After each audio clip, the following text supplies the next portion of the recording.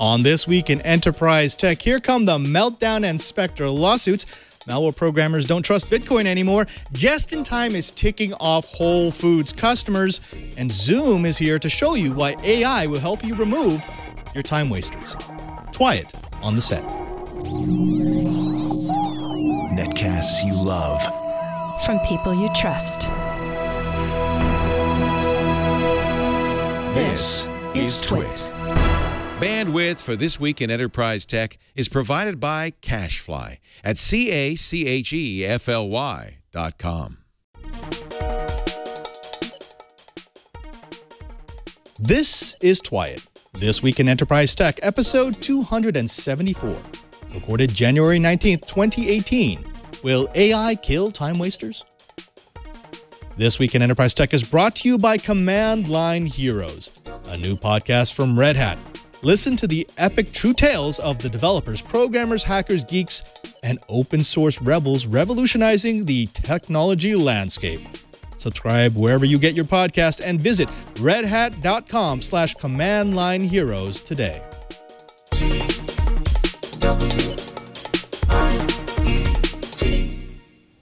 Welcome to Twy. This Week in Enterprise Tech, it's the show dedicated to the enterprise professional, the IT pro, and the geek who just wants to know how the world is connected. I'm your host, Father Robert Ballecer, the Digital Jesuit, your guide to all things in the enterprise. But of course, I can't guide you by myself. I need a little help from my friends. And my goodness, it's nice to have back this particular friend, Mr. Curtis Franklin. Curtis, it's been a while, my friend. Thank you for coming back onto This Week in Enterprise Tech.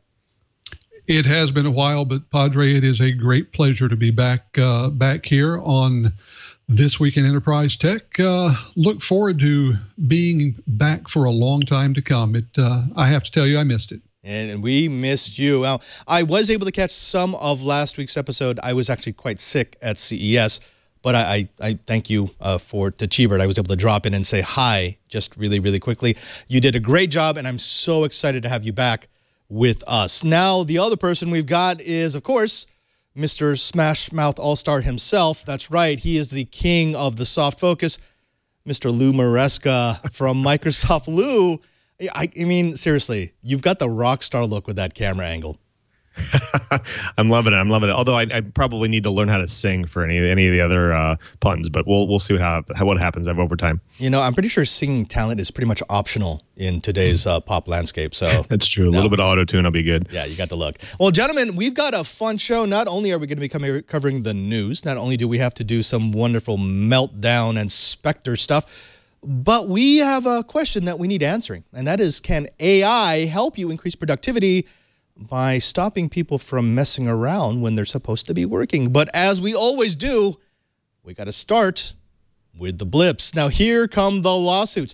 The fallout from the enterprise-shocking Meltdown and Spectre exploits have reached the full-on legal stage. Now, last week it was a trickle. This week, it's the start of a flood. Yesterday, a 17-page class action lawsuit was filed against Apple at the California District Court in San Jose. Allegedly, Apple intentionally withheld information for months about the chip flaw that affected its iPhones, iPads, and Apple TVs, since they were informed by Google researchers in the summer of 2017. The complaint accuses Apple of continuing to sell iDevices and their vulnerable ARM processors that they knew were defective without warning their customers of the defect, all the while knowing that there would be a performance hit once patched. In seeking class action status, the suit alleges 2 counts of breach of warranty, 1 count each of negligence and unjust enrichment, and violations of the New Hampshire Consumer Protection and New York General Business laws. Now, this is just the start. Apple's x86 products have already been targeted by a suit, and you can expect all major manufacturers to be facing a lawsuit in the near future.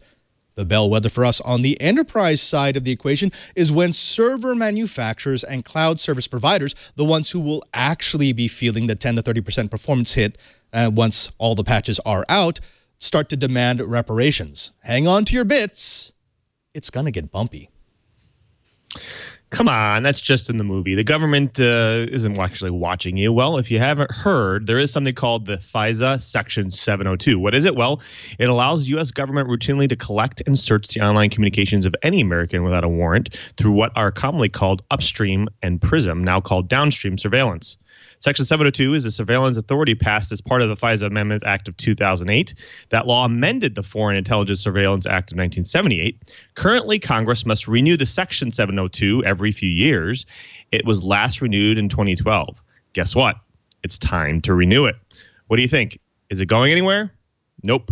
The renewal bill is headed to the president's desk to renew the bill for the next 6 years since it's passed Congress 65 to 34. Something interesting happened last year where the NSA announced that they would end the most controversial part of this bill that allowed it to actually surveil Americans who even mentioned foreign targets. This is known as the About collection. It seems that this isn't the case anymore with this specific bill.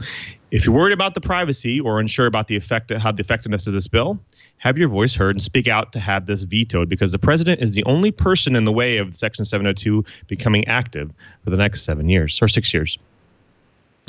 How much responsibility do DHS and other government agencies have to tell U.S. citizens and corporations about the hardware and software vulnerabilities they find? How do they decide which to announce and which to hoard? Well, Representative Sheila Jackson Lee of Texas wants to know, and she's filed a bill that would require DHS, at least, to tell her and the rest of Congress. The bill would require DHS to submit an annual report to Congress describing the process the federal government uses to disclose cybersecurity flaws to the private sector and other affected organizations. The bill would also require information about how the department is working with federal agencies and private IT infrastructure managers to mitigate vulnerabilities. Now, this is all much more complicated than it sounds, because the agencies that meet to make decisions on releasing information include the Office of Management and Budget, Office of the Director of National Intelligence, and the Departments of Commerce, State, Treasury, Energy, Defense, and Homeland Security, plus the FBI and the CIA.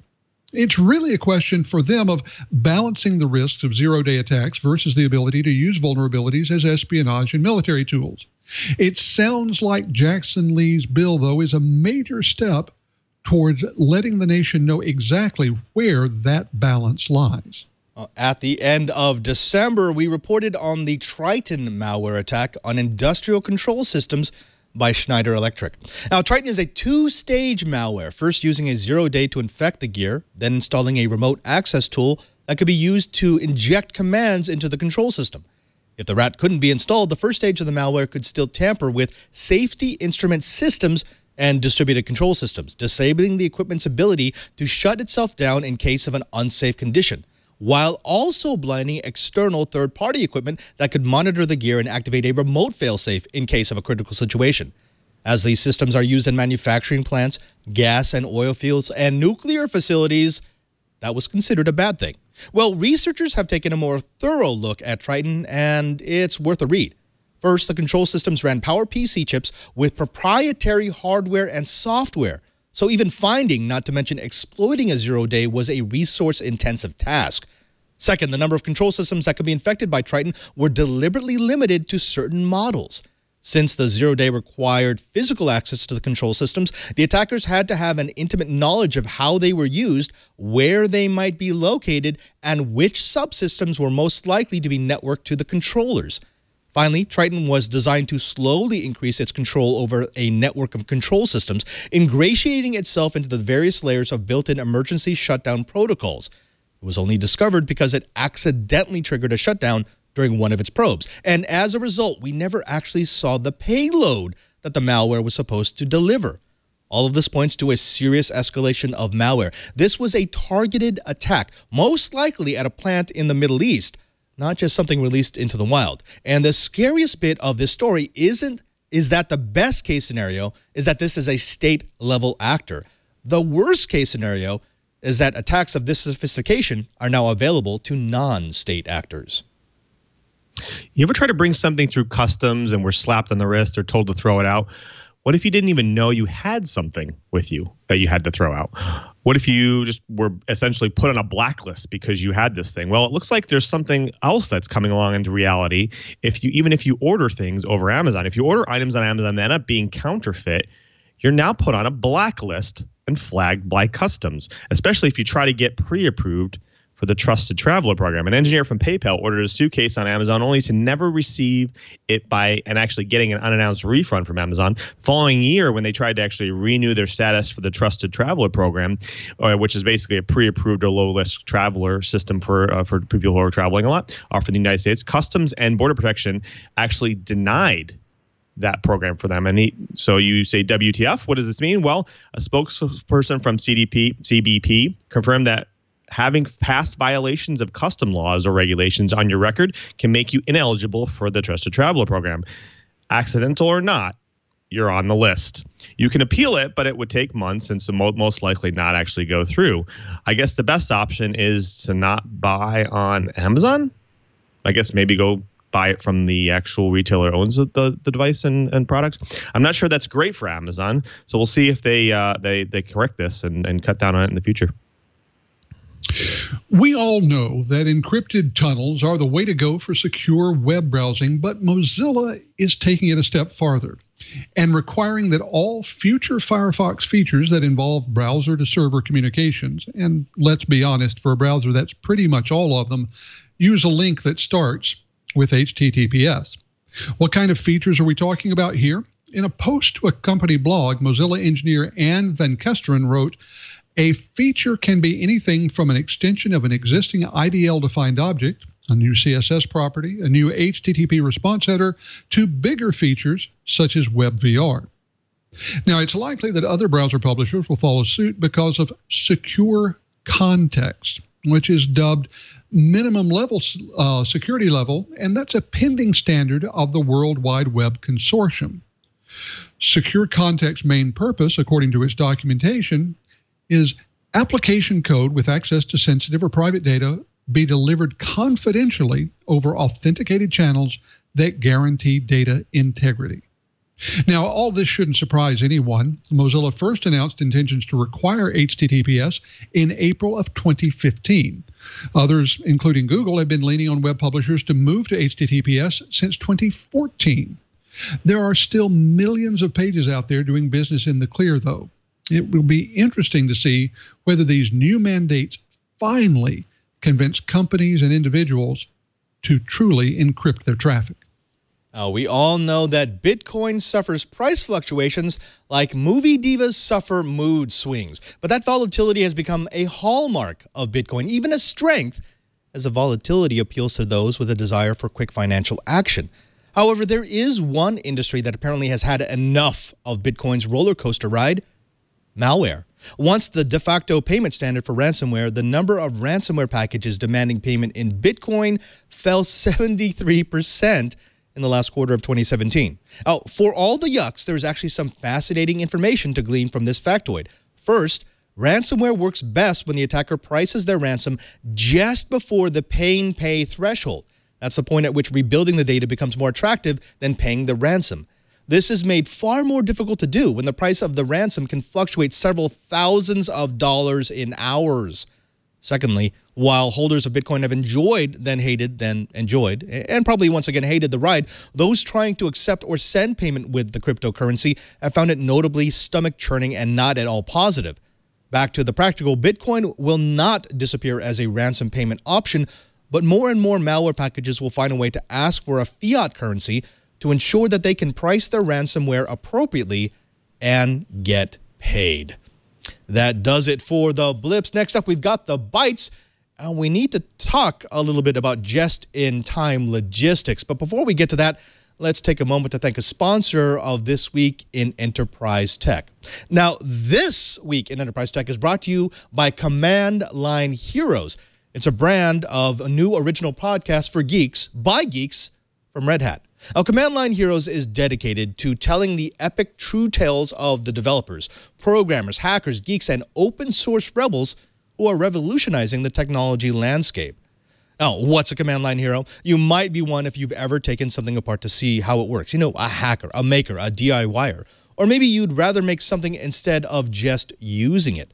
Command line heroes are the makers, the builders, the dreamers, the innovators, the doers who are transforming tech and shaping our tomorrow. Command Line Heroes is produced by Red Hat. It's an open source company. You've heard of them. This is that enterprise show. You've definitely heard of them. They started at an apartment 25 years ago, and they know a few things about where tech came from and where it's going. And it's hosted by none other than Suran Yitbarek. That's right, the developer who founded Code Newbie, hosts 2 other tech podcasts, and lives and breathes open source software. Now, here's what you're going to hear when you go to Command Line Heroes. Each episode goes deep on a topic that we techies care about. The first season alone covers the OS wars, going back to the 80s, how Linux came to be, covering the desktop front and the battle for the data center, the development of the Agile movement, the story of DevOps, and those caught doing battle in the cloud. And that's just the start. This isn't just another podcast. This isn't a new show.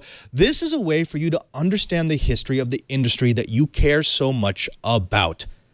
We want you to be informed. We want you to be smarter. We want you to be a Command Line hero.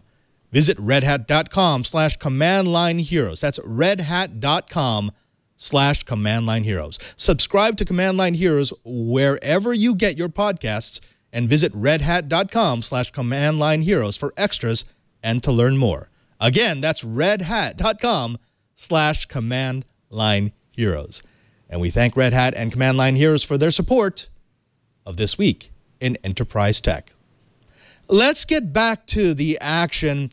Now, we all know about just-in-time logistics. It's the holy grail of real-time logistics. It's getting materials into position just before they are required for the manufacturing, for the packaging, the shipping, or the retail processes that we need to make modern life work.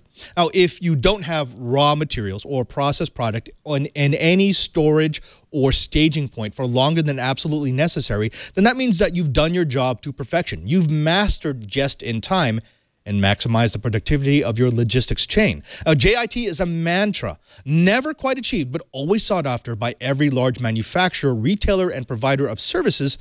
And one of its biggest proponents, Amazon, has turned JIT into an art form, whether it's how they handle their stock in the warehouse or their services and how they're provisioned in the AWS cloud. JIT is what makes Amazon tick.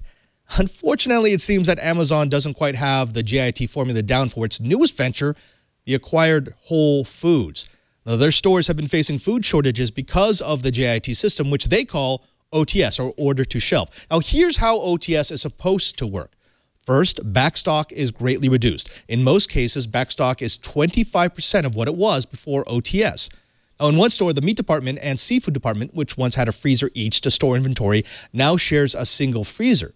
Secondly, stock should theoretically go directly from trucks to the shelves. When it's working right, that's exactly how it should work. Now, there are a strict set of requirements that make this work.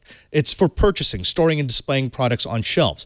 A manager will regularly walk the aisles and storage rooms for which he or she are responsible for. Now, they are responsible for everything from making sure that labels are facing the right way to not having excess stock. Now, if the area is sloppy, or especially if there's too much inventory, the manager of that area gets a write-up. After 3 write-ups, you lose your job. Now, parts of OTS have been successful. They have greatly reduced spoilage. They have seen cost savings go up, and the supply chain has shortened, which are all hallmarks of an Amazon business. However, there have been some major drawbacks. First, empty shelves. You can see them on the screen right now. These are photos from actual Whole Foods stores. In one store, they ran out of onions and potatoes. Now, entire aisles will go empty if a truck breaks down or a shipment is delayed. Also, customers are getting angry because they have to make multiple trips to get everything that they want, and employee morale is down because their once loyal customers are now berating them for something that's completely beyond their control. Now, Lou, let me pull you into this, because at its core, OTS, or JIT, is all about shifting away power from the local buyer. It's saying, look, you may have feet on the ground, but we have a better view of the battlefield. We understand how it works overall. And that's a good theory, but I'm wondering if that works in a model like Whole Foods. I mean, Whole Foods is a premium brand. It's a premium store. The whole idea is that you go in, you get locally sourced products, you get that local feel, and so even though it's a national chain, people still feel like it's a farmer's market. Obviously, there's something wrong. Can JIT or OCS or whatever they want to call it work in a more premium model like Whole Foods? I think it can. I think that one angle at this is I actually don't feel sorry for them that they're running into this problem, because Amazon being very well known for using machine learning models internally to predict customer changes. They use I know developers that work there, and they'll use machine learning models to determine, how long somebody's going to work in a day, let alone, when do they have products in stock or not.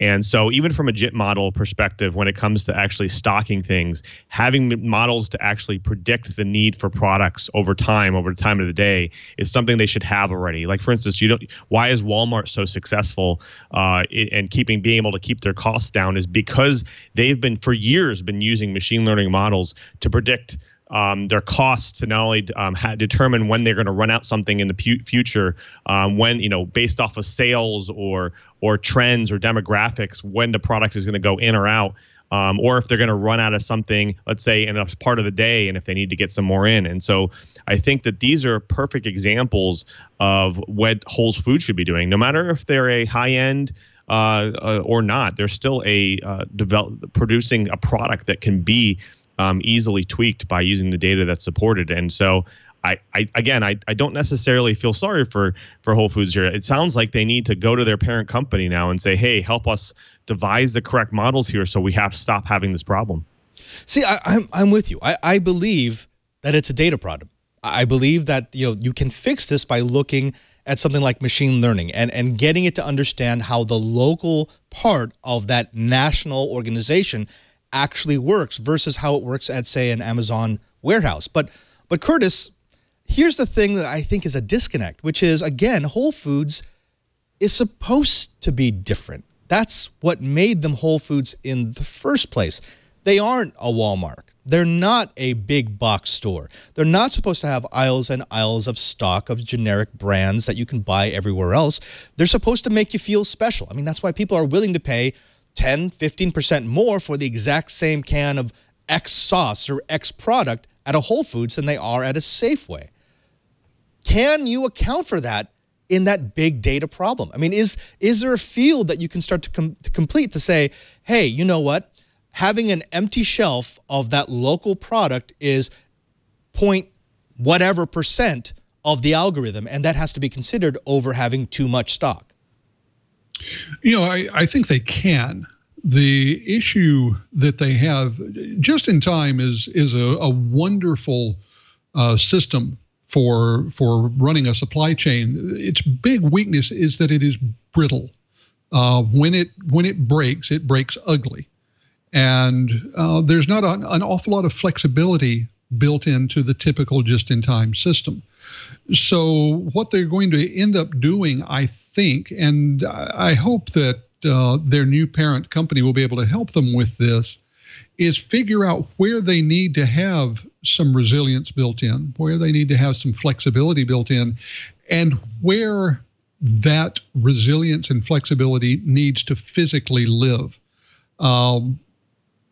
The food service industry is one where supply chain is complicated, it's brittle, and it's something that a lot of people worry about. I remember a year ago sitting down with someone at SAP's Sapphire conference, and I was talking with the CIO of a large dairy co-op. This is a company that everyone would know. You see their products on the store shelves.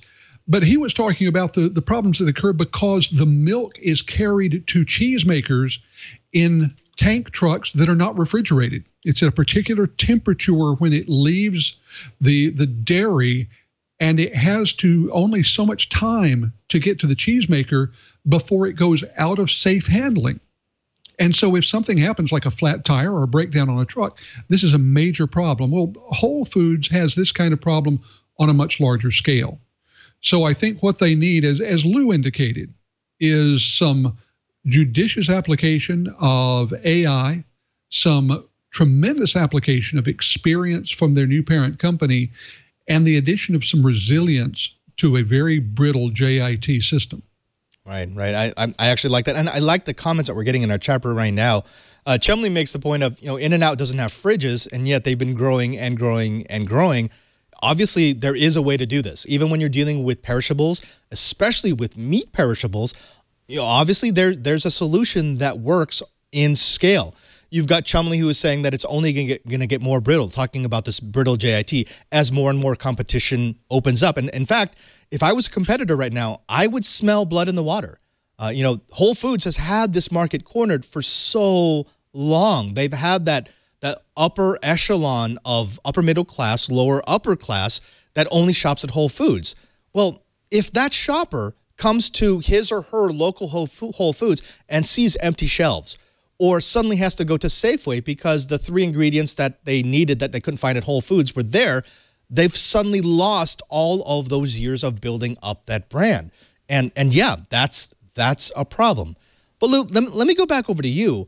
Is the answer to start building up stock again? Because, JIT works when you don't have stock. JIT has its best efficiencies when you can go directly from the truck to the shelf. So in that sense, this is working. OTS does work, except for the fact that they're not accounting for customers, and they're not accounting for customers getting ticked. And they're definitely not accounting for customers getting ticked who will then never come back.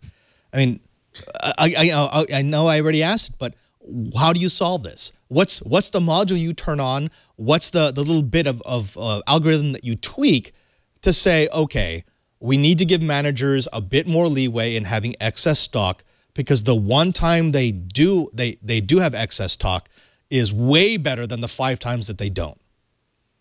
I think Curtis kind of alluded slightly to it as well. Is I think, like for instance, in a recurrent neural network, you have different facets of the model that you can actually tweak and add additional points to it. And I think, like for instance, he talked about perishable items where people, usually stop by a grocery store or so on to get milk or eggs or something that's really common. And I think having a buffer in that area where you can't necessarily predict those areas makes sense. I know that the pictures are showing like salad and other things. Those things are a little harder because, having those types of things in stock, that's just ridiculous. There is not having enough kale or something like that. Looks like they have too much kale actually. So I think dinosaur kale looks like. But anyways, I think that they should know which items based off of historical data, what they need to have an additional buffer for. And again, these things like milk and eggs and common things that people just go to the store to get. That they're expecting to be there will have less of a problem. People will be less annoyed when they can go to Whole Foods and buy their organic, non-GMO milk versus, not having dinosaur kale. So I think that those are types of things that I think the company needs to weigh it out and start doing a little bit more, is having that little bit of a buffer, having that back stock for specific things. Right. And the funny thing is, if you scroll through those pictures that come with the stories, I understand running out of organic produce. That's a sourcing thing. We can fix that, and we won't increase spoilage that much. But there's also shelves of canned goods that are empty. And I'm thinking, if you've got a decent JIT system, you should never run out of canned goods. Canned goods have such a good shelf life that you're not going to have excess stock, and that's the bit of the crushed morale when you've got shelves and shelves that look like they're in a third world country because some manager has decided that they're not going to take the risk that they have one extra can and suddenly they get one of their 3 strikes. So yeah, I think they're going to get this figured out. I think both of you are right in that this is a data problem, and there's just a couple of fields that they don't yet have. They're not yet considering. I think Whole Foods in Austin is going to lean on Amazon and say, what are we doing wrong? We're trying to adopt to your way of doing business, but I think we may have swung a bit too much. And they'll get this settled out. Either that or Amazon just wasted a lot of money on a premium brand that they're turning into a regular brand. Anything else you want to mention about this? Because JIT is not going to go away. It is a big topic, and hopefully we can have a guest on at some point and talk about using something like the shot put to do more JIT. One more comment. I think, if you look at those pictures, they almost look staged, because if you've ever been to a grocery store, it just seems to me like they were cleaning out the cases here because, like you said, canned foods is just ridiculous. They're going to know when they start to run low in stock. Their data is going to tell them this. I can't imagine a brand that big is going to have this problem. I almost feel like these are staged. That's all I want to throw out there. Unless those were cans of dinosaur kale, because I mean that goes fast. Right. I mean, I buy like 50 cans anytime I'm in Whole Foods. Actually, you know, I will make a confession here. I've never shopped at a Whole Foods in my life. I've walked into a Whole Foods and said, no. Whole Food shoppers, the two of you? I am a Whole Foods shopper for certain things. Now, I will admit that when I travel, I lean on Whole Foods salad and prepared foods for healthy meals, because I know that I can get something there. And I will also give them a plug. Over a year ago, when our son got married on very short notice, the bakery at Whole Foods turned around a gorgeous wedding cake for a very reasonable price with very short notice. So they get kudos for that. For normal stuff, I like their peanut butter. Yeah, okay. Yeah, our TD hates peanut butter because it makes him die. But you know, for me, I think I'm just not high class enough for Whole Foods. For me, high class is Trader Joe's. When I go to Trader Joe's or IKEA, IKEA, they have meatballs. That's about as good as it gets for me. Gentlemen, that's it. That's all the time we have for this bite, because we do have to get on to our guest. And at this point, we'd like to welcome to the show Roy Perera. He is the CEO of Zoom, and he's here to talk about how AI can help you reduce time spoilage. Yeah, I just coined that term in your workplace. Roy, we thank you for coming on to This Week in Enterprise Tech. Hey, thank you very much. Glad to be here. Now, this book that you've written, The Future of Work, Will AI Be and Analytics Be the Key to Killing Time Wasters? It points to something that I think we're seeing more and more in the enterprise today, and that is using machine learning, deep learning, to look at where you can improve efficiencies. Can you tell me a little bit about what your work found? Sure. So automation and AI, or machine learning, as you mentioned, are critical pieces to increasing productivity within the workforce. We found that as supporting staff is removed from modern enterprises, it's replaced with applications that can help employees do their day-to-day jobs. The problem is that instead of increasing productivity, the number of applications reaching 20 actually starts to decrease productivity and leave employees quite unhappy with the way that they are able to not do their real work, because they're spending so much time on all of these apps. And so with automation backed by artificial intelligence with machine learning, we're able to increase that productivity again by automating a lot of their common tasks by integrating into all of these applications that they have to utilize.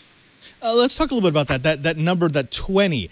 Is there something magical about that number of applications? Is it okay at 18 and at 22 it's a disaster, or how do you chart that? Certainly not. The 20 is actually an average number of applications that most employees at knowledge-based enterprises have to use, and they're given logins by their IT department or by their HR department to go and log in. And it almost seems like no one is really looking at the total amount of time required to log in and to do little things at all of these applications. And then the other problem that actually happens is, much like we can only remember 7 digits in a phone number, after a while you stop remembering where to go to do what, because you have too many apps. And so 20 is not the trigger. It's much less than that. Okay, so at what point would you say is the low end? When do employees start getting frustrated with having to jump from app to app to app to app? I mean, ideally, there'd be one. There'd be the portal, the app, the one that contains all of the work that they need to do, all of the data that they need to do that work. But of course, we're never there. But at what point do I start to say, I've got a problem? I'm trying to overload my workforce. Right. So it's when you're approaching around 10 or so, it's becoming harder for you to remember where to go. And that singular interface that you actually brought up is really key, because we are actually trying to get there. We believe that chat is going to be that singular interface into your workday. The problem today is that there's too many back office applications again from your Office 365 to your Salesforce and everything else. Chat has the ability, because it's also one interface, it's a natural interface. If it was able to interface with all of the applications, you would only have one. And again, you wouldn't need any extra training, you wouldn't need any extra login. And so this is what we're seeing with our enterprise customers. The other bit about chat is that if you talk to anyone under 35, that's really all they want to do is actually be on chat, not bring in another application or even go on a website. So we believe that that's actually the next user interface of choice in the enterprise. It's interesting. I kind of want to back this off a bit. I will be asking you about what a typical workday would look like, because I'm assuming that you've observed users to see what their usage patterns are like. I'd love to see, user logs in and then needs to move to this application and then this application. But on a more personal level, I have watched my work environment evolve over the years as I've moved from a single stationary computer to maybe a computer with multiple screens to now a computer with multiple screens and mobile devices, and I'm using them all at the same time with their own use cases and their own applications. So is the advent of the multi-app workday just a regular part of the evolution of work, or do you see that as a real detriment? I mean, is it a dead end? Are we getting to the point where we have so many applications open that we just never get any work done? We are definitely seeing that. When we calculated all of the time wasters, it was 33% of the day. And if you were a salesperson, it was closer to 50% of the day because you had to do so much work on a CRM. And it's 2018. We shouldn't be doing all of this work. Computers are here to help us, not to make us their slaves, which is really what it's turning out to be because of all of these applications. And it's interesting that you talk about all of these multi-devices and all this. It's almost like we need three arms. Right. If someone invented a third arm, everybody would have more phones to do more things. But that's not going to happen, hopefully. I think there's an app for that, actually. And so what we're trying to do again with chat, we believe that chat in any of the applications, it could be Facebook Messenger, it could be Slack, it could be Microsoft Teams. But it also could be texting. And so regardless of whether you're sitting down at your desktop or you just get up and go for a walk and you're on your phone, you should be able to continue that conversation and to continue to do work. Okay. Oh, I've heard this before. I mean, at Enterprise Connect every year in Orlando, they always talk about convergence and hyperconvergence, and I'm sure there'll be another word added to convergence this year. But it's difficult sometimes to move from the conceptual stage to an actual product and understanding how it's working. You talked about automating repetitive tasks. You've talked about reducing the number of apps you need because you're using AI to get rid of some of those time wasters. So I'm going to ask you for some very concretes here. Explain to me what you would consider a time waster, and then explain to me how do I engineer away that time waster? How do I use AI to automate something that gets rid of that loss of productivity? Sure.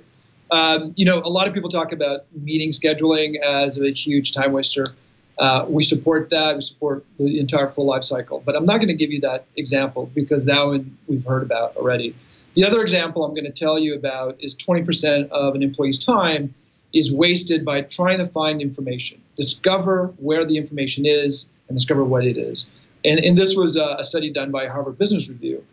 And so things as simple as what is the Wi-Fi password on the second floor will stop employees to be productive because they'll just keep asking. And it won't just be that employee, it'll be other employees that get asked that question.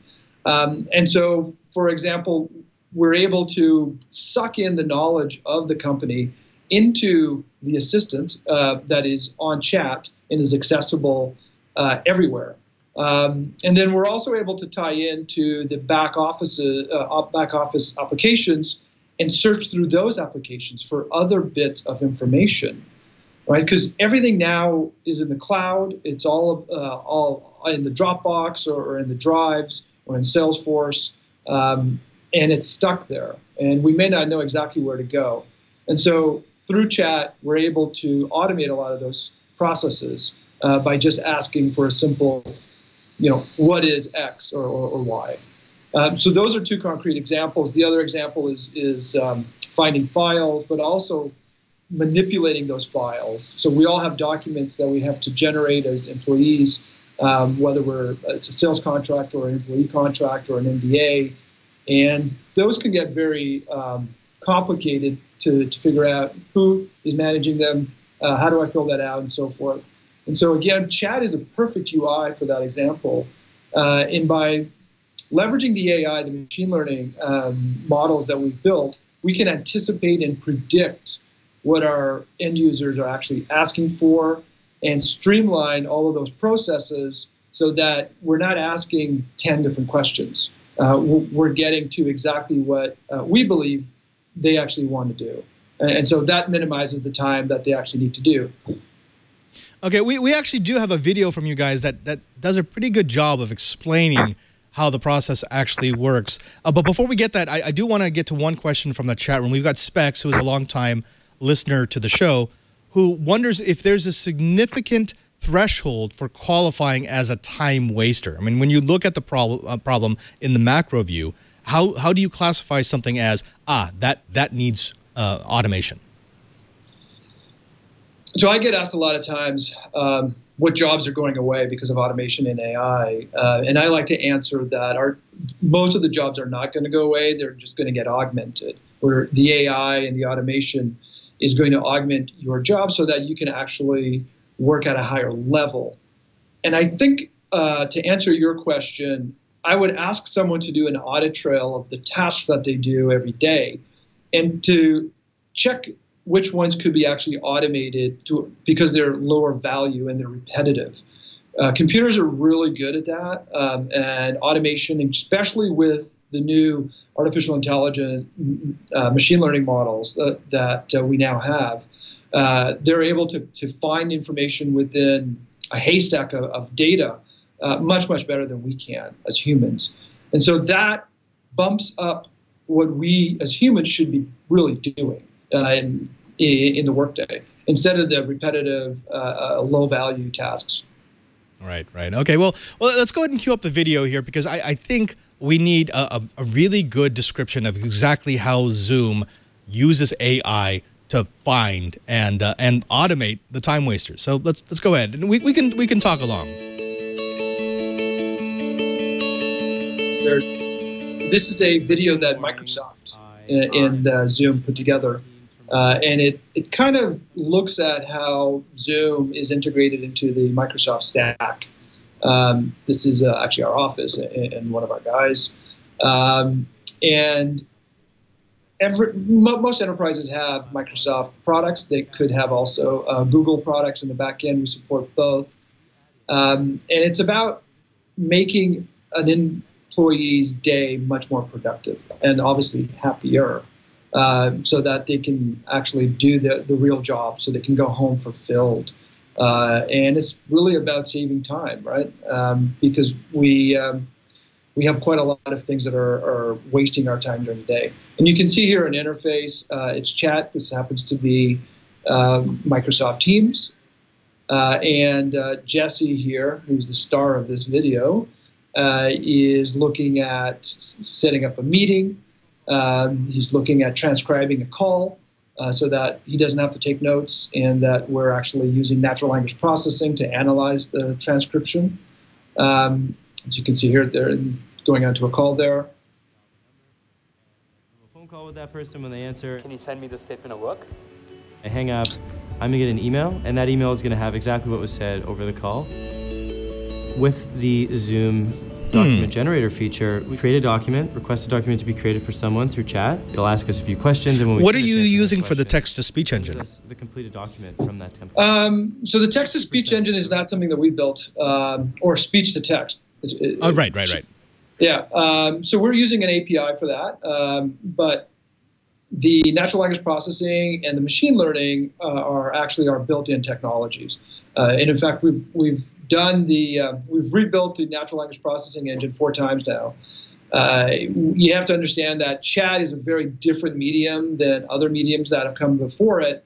and it's doesn't have a lot of data, especially when you're on your phone. You know, you're thumb typing, and you want to type in as least possible, and so it doesn't give us a lot of data to work with. So we actually have to build everything in house. Okay, I like this. And you can basically integrate your solution with any suite. I mean, this one is Microsoft's, but let's say an enterprise has their own custom suite that they designed. The AI from Zoom can just fit in. I mean, if it's doing NLP, if it's looking at chat, essentially any questions that get asked, it can tap its database. That is correct. So it's really important for us to work with existing infrastructure, right? We go into an enterprise, and it's not a homogeneous environment anymore. It's not just Microsoft. It could also have a Salesforce CRM. It could have a Workday application or a Zendesk support application. And so we do support quite a large amount of applications. And of course, chat, especially in North America, there is no one single chat application that rules everything. In China, WeChat kind of dominates, but in North America, that doesn't exist. And so we do support 16 different chat platforms. I think the other thing to remember is a lot of us are on chat outside, in the social life. We're on social media like Facebook Messenger, or we text our friends. And when we come into work, we actually want to continue to work that way. And so maybe the enterprise has Slack, maybe they have Microsoft Teams, but we're also on some other messenger platforms. And so for us, that's fine. You can work exactly how you want to work and continue on multiple channels. I want to bring my co-host back into the conversation. Curtis, let me throw this to you. We've seen this kind of technology in the enterprise, but mostly it's been used for things like customer relations. I want a bot that can answer questions from someone who might be irate on Twitter, or maybe sending an email.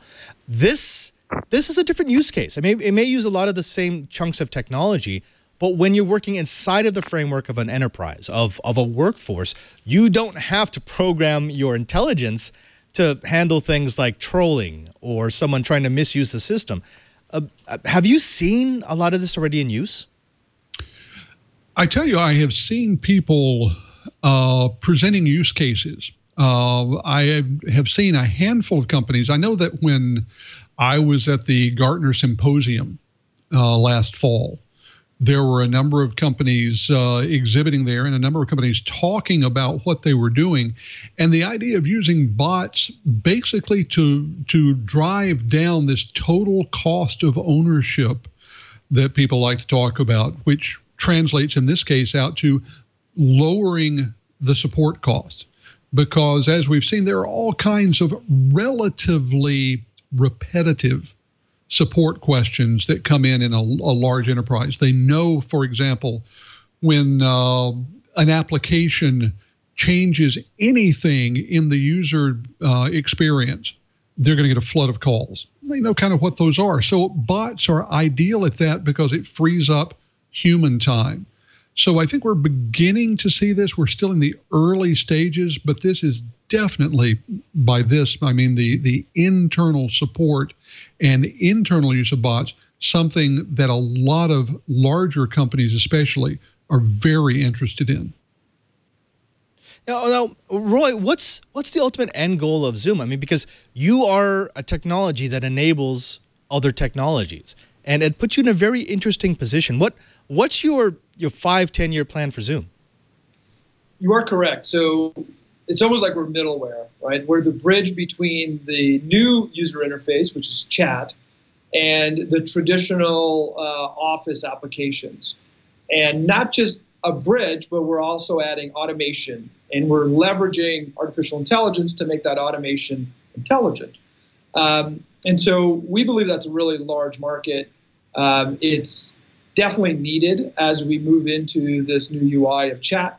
And it's also needed because most enterprises have so many different applications and they don't necessarily talk to one another. Plus, of course, the productivity increase. And you mentioned large companies, large enterprises. This is what we're seeing. Because when you add up the numbers of cost savings, right? If you're saving an employee 10 hours a month, 15 hours a month, and you multiply that out by 10,000 employees by an average salary, well, you're looking at over $100 million of savings in a year. And this is what our customers are coming to us with. And so we do get quite a lot of larger enterprises around the world coming in and using us. Right. Now, Lou, let me drag you in here because, you know, this, obviously the demonstration showed it working with a Microsoft suite. And, you know, this is sort of a natural tool for something that's going to be used in a team. Where do you see the future of AI, deep learning, and natural language processing for something like Office 720 or whatever the next one's going to be called? You know, it's all, you know, like you said, it's already a realization. I think chatbots have been built in, you know, as part of a framework, even to Microsoft Teams from the beginning. And I think that same thing with Spark. I'm sorry, the other Slack, I think they call it, the other competitor. And I think that, you know, this type of analytics is something really important. Like you said, it comes important like when you're at a team and you're talking and you need some information about a customer, or you know, and there's nobody there listening. You know, you have a chat system and it's a Teams-based system, and you chat out there. There's nobody listening, but you know, in this case, you have some AI that's listening, and you need some information about a customer. This is a great opportunity to just ask the system about it, and that it can basically query that data. So I think it's going to be fine-grained. It's going to be ingrained in the next generation of applications and platforms. And I think, you know, it will get even farther. And I think he talked about it a little bit is, you know, especially people who are starting out in companies or organizations, they need to find ways to discover things. And sometimes just using chat is the easiest method to do that, because it can ask natural questions to the system, and it can provide the data that it has, you know, proprietary data that's, you know, not part of a search engine anywhere. It's proprietary data within the system and within the organization, and chat's just a natural way to kind of get yourself bootstrapped. And so I think it's definitely going to be ingrained in the systems going forward. You know, it's interesting because as we've been having this conversation, I've been thinking of all the things that I would like to automate. And some of them are really simple, like, you know, what's the Wi-Fi password on the second floor? And others would be, well, who do I need to talk to get this project approved? And those are things that, yeah, that's absolutely automatable. But then I got to ask, Roy, I mean, this is a cool technology, and we've got Chumley in the chat room who really likes it and would like to see this in use in his organization. But this, to me, it sounds like something that companies like Microsoft, companies like Google, companies like Amazon will want to build for themselves. What makes you secure in Zoom? What's your special sauce? What's the thing that you think you've got that they can't easily replicate that says, no, their tools are years behind, ours are ready to go now, this is the firm you work with? You know, we see Microsoft as a very important partner, and they're very active, both with sales and support of technology and integrations. Maybe it's a bit of co-opetition, but what we've built is light years ahead of what anyone else has built, and we're in a very unique layer. We're not building the chat application. We're not competing there. We're not building the Office application. What we're building is making both of them better. And we've built the technology over the last 2 years that is much, much farther ahead than anyone else in the industry. And so today we're working with both Microsoft and Google. Our largest customer actually is on Google, for example. But the majority of customers that we have are on Microsoft. And we're working with all of the other applications to enhance the ability for employees to use them. And so I think that there is a category of enterprise software that is needed that is not necessarily part of one large vendor. Because if it is part of one large vendor like Microsoft, then it's really all around Microsoft's products, not everyone else's. And like I said, all of the enterprise customers that we deal with are not homogeneous. They have lots of different vendors in there. And so they really need a trusted third party to integrate all of that in. Okay. All right. I like this. Now, as we look into the future, and I want to go back to you, Curtis. I mean, I want to be excited. I want to say that I want to see this working in my next productivity suite. But I've heard promises like this before. I mean, this has been something that the industry has said would be around a decade ago. And the examples of it that we got weren't great. And yes, this does look like a good demo, and it does look like Zoom's got some technology and they've got some cooperation that gives them an edge up on previous efforts. But what do you think was the missing piece back then, and what do you think they need to do now to make sure that it takes? You know, I'm going to go back to something that I learned from my son, the game designer. He talked about the uncanny valley, and this is something that typically arises in visual things, where there is just a little bit of a variance in how something appears. It's almost realistic, but not quite. And that tends to make people really uncomfortable. People want something that's either entirely fake and obviously fake, or they want to believe that they're dealing with a human being. Well, the same thing has been true with these chatbots. And what I think is happening now is that they're getting good enough where for most values of the questions that people ask, we're crossing that uncanny valley. And what I think the difference is that in many situations, people have been dealing with chatbots, and either they haven't known it, they have believed that they were dealing with another human being, or they realized that they were dealing with a chatbot and they were okay with it. And so I think that's really the key, that they've gotten good enough so that users are willing to deal with them on their own terms. And that makes them exceptionally valuable, because now all of a sudden they can be accepted by people, and they became used to this in their lives as consumers. And just like a lot of other technology that started on the consumer side and moved to the enterprise, now they're willing to see these chatbots used in the enterprise. They know that if they ask a question that's too complex, the system knows enough to kick them to a human being. But for most purposes, they just want the information. And if it comes to them in the guise of a bot, that's great. Oh, Roy, what does your information tell you about that? I mean, people are okay with bots, right? As long as they get the information, they're fine, especially if they understand that it's part of the software that they're working with. Just to add on to the answer there, we believe that machine learning gives us the unfair advantage and makes our solution successful as opposed to previous generations of solutions. Machine learning adds that intelligence. Software since day one has been pretty dumb. It doesn't compare with humans. And so machine learning allows us to do predictions, to read between the lines of what the human user is actually wanting to do with the system.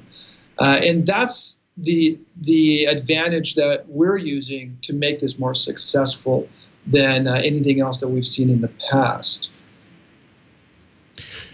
So, Roy, Simply Insights they have natural language querying engine, and I know you guys actually acquired them recently. How has this kind of changed your business for the better? Sure. So Simply Insights acquisition was about their translation technology. They were able to translate English into SQL, which is a database query language, if anyone out there is a techie. And so you would say things like, show me the revenue for last month and break it down by product. And it would be able to figure out which databases to go and query, generate those queries, bring in all the data, join it, and then figure out the visualization required for that. In this case, it would be a pie chart or maybe a bar graph.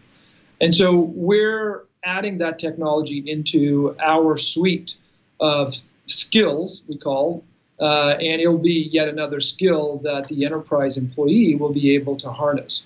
Of course, it's all backed by access control, so not everyone will have access to all the data, but those employees that do will be able to just ask the question to their assistant in chat and get the answer very quickly without having to go to a human, for example.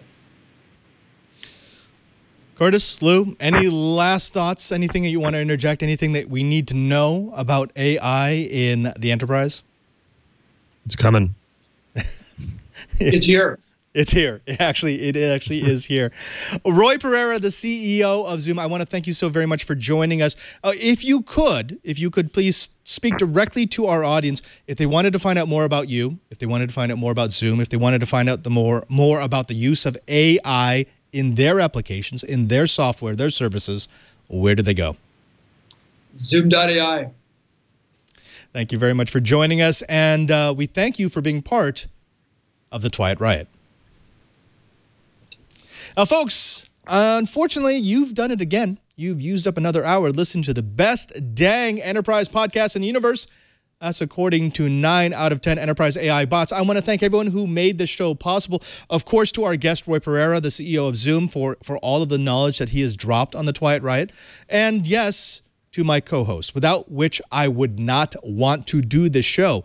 We got to start with Curtis Franklin. Curtis, it is so nice to be working with you again. I'm so happy to have you back, and I'm so looking forward to the weeks and weeks of being able to spend Fridays with you, geeking out to the enterprise. Where can people find you? Where can people find your work? And where do you hang your hat these days? Well, Padre, just at the moment, I'm hanging my hat in the great land of freelance. So the place to keep up with me right now is on Twitter. I'm at KG4GWA. You can also look for me on LinkedIn, LinkedIn/Curtis Franklin. I'm posting some stuff there. I've got a personal blog that I'll be posting some links to, but still trying to figure out what comes next in terms of long-term. But I'm glad that This Week in Enterprise Tech is definitely a part of that long-term, whatever the rest of it's going to be. Indeed. And actually, I think I'm going to be out your way sometime in March. Hopefully we can get some face-to-face time, and then we can talk all about Chibert getting ill on a cruise ship. That sounds fun. Lou Maresca. Now, the audience didn't see it because we were at break, and unfortunately it's going to be cut out. But I did notice that your room at any given time has been filled with kids that are kind of blurry or a dog that's kind of blurry. You've got an active life. Where can people find out more about the Lou? Well, you can always find me on twitter.com/LeoMam. And of course, all my work that I do is dev.office.com. Check out Office add-ins and all of that cool stuff to extend your Office capabilities and all the things that are Office. So check that out. Fantastic. Thank you. Lou, Curtis, always a pleasure. And always a pleasure with you.